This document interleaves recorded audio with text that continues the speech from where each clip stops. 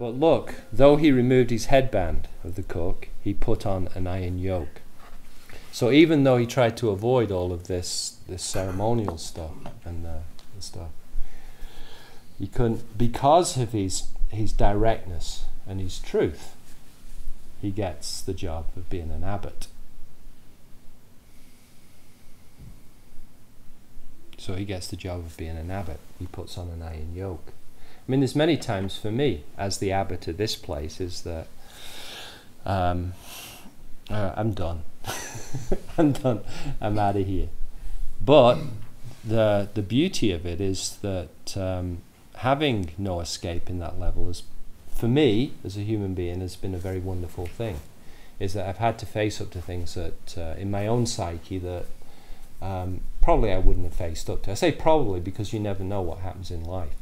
And I have the philosophy for myself is that if something is occurring in my own life now, is if I don't deal with it now, most probably it's not going to just disappear if I move and go somewhere else.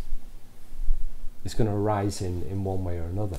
Those are the ingredients, that's the thing that I really have to do. And the job of abbot actually is a fallback position. If people don't do things, then I have to do it. Simple as that. You know, it's not that you get this badge and certain clothes. You do get those things, but those are irrelevant. The important thing is my job is to pass on something for future generations. As simple as that. It's like kicking over the water jug.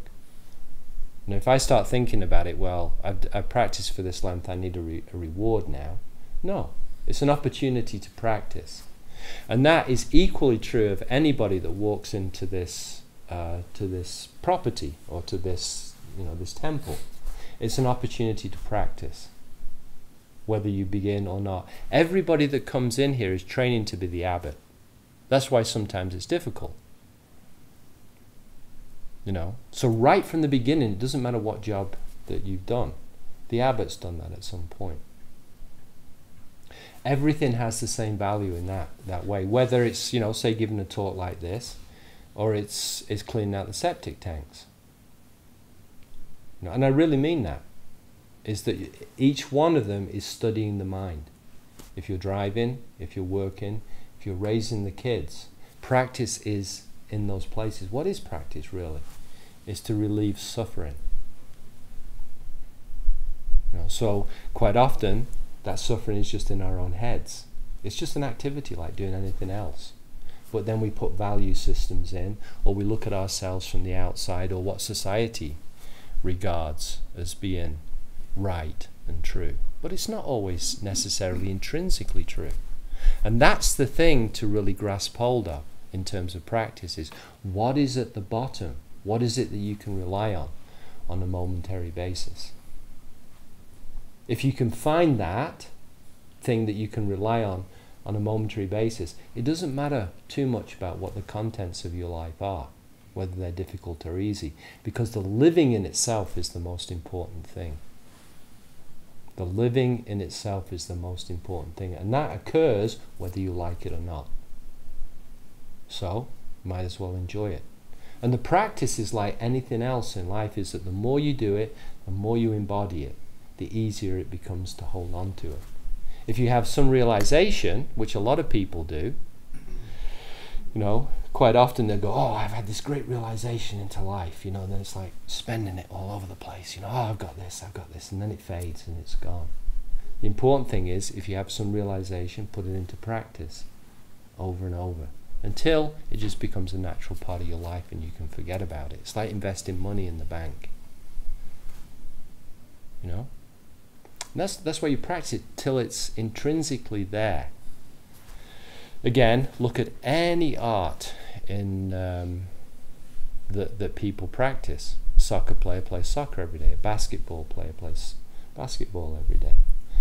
A musician plays whatever instrument they have every day, and they may start with scales every day. Again, what's the key behind this is that if you love it, do it, and do it, and do it, and that love will carry you through it no matter what the difficulty is. Learning to love it is one of the hardest parts. because sometimes again it's difficult. But any art that you take on, if you have that love, it'll carry you through. So part of it is, how do you raise that up to the surface? And what's the love in Zen? It's the love of life, not the contents of that life, but being the container of whatever experience comes into life. And that's the shift that happens. It becomes more impersonal. If something is there, you know, like for myself, I don't start going, well, you know, after 35 years of practice, I should be better than this, or the circumstances should be better. No. If something is happening, that's what I have to deal with.